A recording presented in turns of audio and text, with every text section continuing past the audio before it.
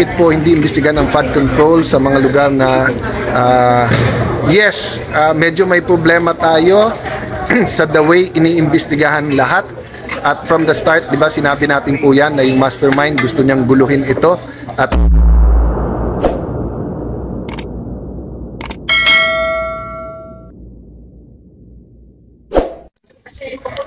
praise God for this opportunity na makasama kayong lahat, makamusta kayong lahat.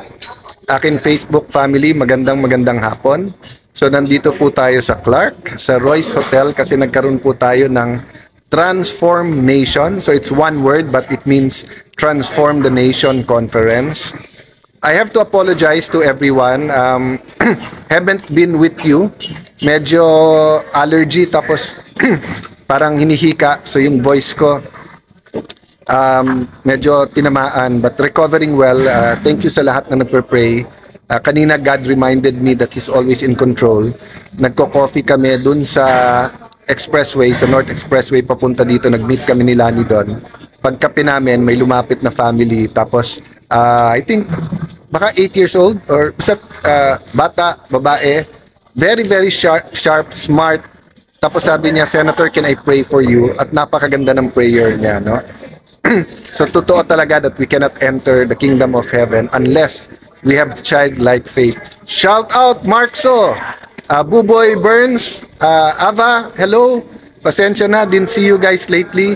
So, short lang ang message ko today. Behind me is, mag-hello naman kayo guys. So, ano tawag natin dito? Technical booth or, diba? Kasi they took care of the whole day conference. But, yung message ko lang is, every single one of us is important. Wala pong saling pusa sa kingdom of God. Bawat isang nilikha ng Diyos may purpose, may design, may talent. So, sila usually hindi mo nakikita unless you come in and then you're going out.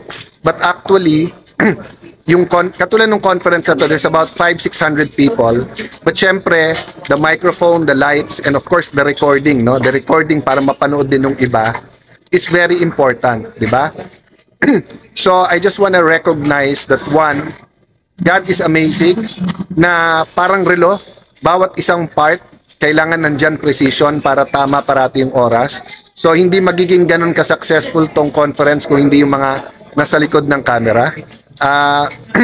So, di ba we say always start out with a grateful heart. So, one thing I'm grateful for today, di ba, is the people behind the conference, the people who book the tickets, ng mga nagsumali from around the globe. So we have people here from Brunei, from India, from kung hindi ako nagkakamali, Korea, so United States of America, yung iba dito na nagwo-work. Led Labrador, Juan Miguel, Namik, bakit po hindi imbestigahan ang flood control sa mga lugar na yes, medyo may problema tayo sa the way iniimbestigahan lahat. At from the start, di ba, sinabi natin po yan na yung mastermind gusto niyang guluhin ito at magturuan lahat. Pero ibang topic yan. But siguro, ililink ko dito. Because kailangan kamadahin ayusin yung sistema and bawat isa ay meron po talagang role at may part. Yes sir, Pangandaman, assalamualaikum kapatid. At sa lahat ng ating mga kapatid all around the nation, Luzon, Visayas, Mindanao, mga nasa abroad, magandang araw. So, tonight ulit po, babalikan ko kayo. Play nyo lang po boses ko and kailangan mag twice a day ako para yung ating mission na 365 or 365 episodes tayo this year. At dapat lahat ay relevant, meaningful messages and topics, no? So, pinag-uusapan po natin ay focus at saka yung goal setting. So, part of meeting our goals is the people and resources you need para nga po tayo ay maging successful. Hana Castillo, sana matulungan nyo. Sige, Hana, i-post mo or I will ask someone to get in touch with you. Juan Miguel, Jeremiah 29:11. God bless you. God bless you po.